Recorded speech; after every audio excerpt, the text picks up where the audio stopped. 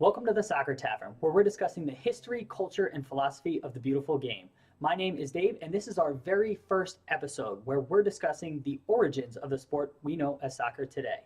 Welcome to the Soccer Tavern. Pull up a seat and let's start the discussion.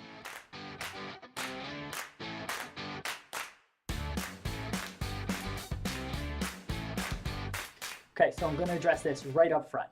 I'm an American, in case you can't tell by my accent, and I call the sport soccer. I sincerely apologize if that upsets or offends you, but it's just the reality of the situation. That's what I call the sport. Additionally, you may be surprised to learn where the term soccer actually comes from, and we're going to be doing a video in the not too distant future about that. Now, back to the topic of this video. Where did the sport that we know as soccer today actually come from? Now, there are lots of different cultures from around the world that claim that they laid the foundations for modern soccer.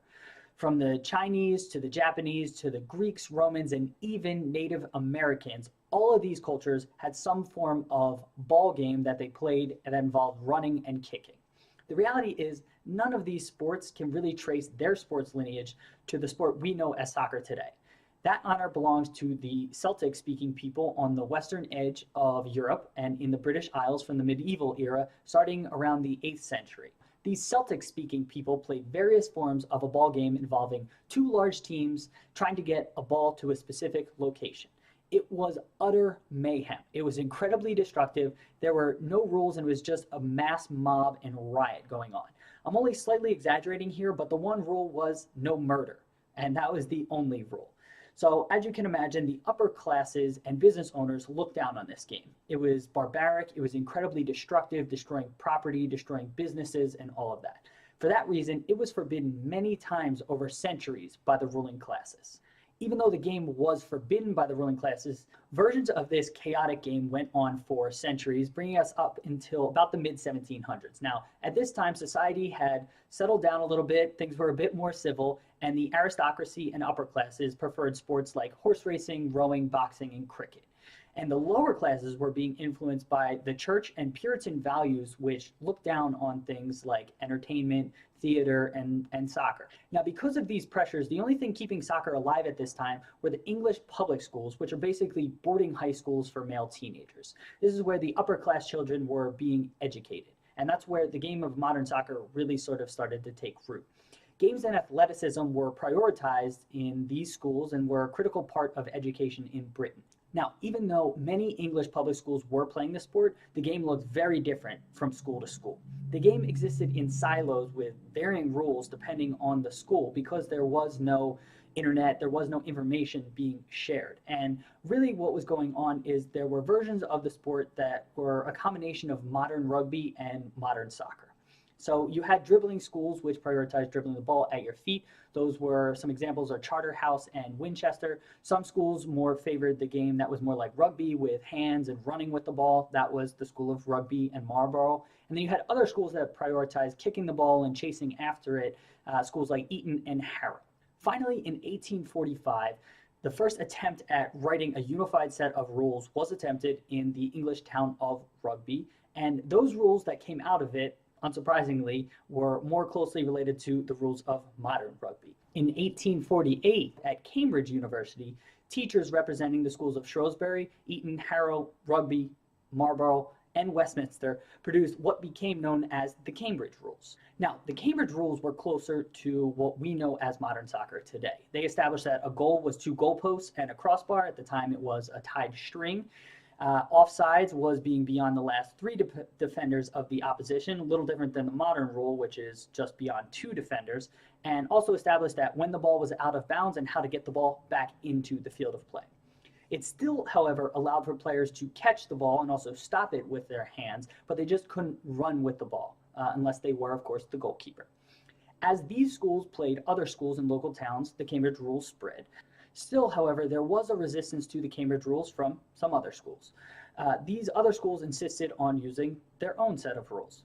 That brings us to 1862. Now, in 1862, John Charles Thring, who was involved in the meeting at Cambridge in 1848, but was now the headmaster at Uppingham Grammar School, published a set of rules that he called the simplest game. It was 12 rules and closely resembled the Cambridge Rules with some minor tweaks. His game also emphasized the non-violent aspects of the game. It helped grow the game at Uppingham and some surrounding schools, but again, it failed to generate widespread acceptance.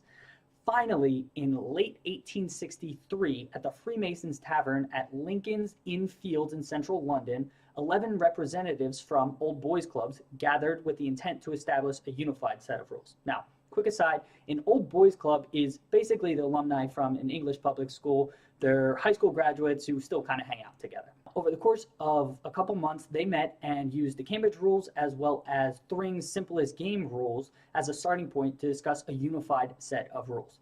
It was not an easy process. The two biggest sticking points of the discussion were revolving around the practice of running with the ball in a player's hands and also the practice of hacking to stop a player from advancing. Now, hacking was basically kicking an opponent in the shins to halt their progress. Eventually, the representative from Blackheath, who couldn't get over removing hacking from the game, left. With Blackheath gone, the remaining representatives finally agreed on a set of 14 laws in December 1863. By that point, the group was referring to themselves as the Football Association. These rules still allowed for the practice of catching the ball, but it resulted in a free kick, and players could no longer run with the ball. They also established the offside rule as being beyond the last 3 opposition defenders, and also a goalkeeper could use his hands anywhere in his own half. They printed this set of rules and began distributing them throughout London and the rest of the country. This is widely considered the founding of soccer, December 1863, but you can see that there is a ton of history and efforts done before this founding. Now, even though they had a unified set of rules, plenty of clubs still disagreed on the FA rules, with most disputes involving Sheffield clubs who had their own set of rules written in 1857. These disagreements persisted into the 1870s, but the creation of the International Football Association Board, or IFAB, in the 1880s finally established a uniform set of rules for everyone to get behind. The IFAB had their first meeting on June 2nd, 1886, and included 2 representatives each from England, Scotland, Wales, and Ireland. Any rule changes required 75% majority to pass. In 1913, FIFA finally joined the IFAB Council, and the voting weighting was changed to England, Scotland, Wales, and Ireland each getting 1 vote, and the rest of FIFA getting 4 votes.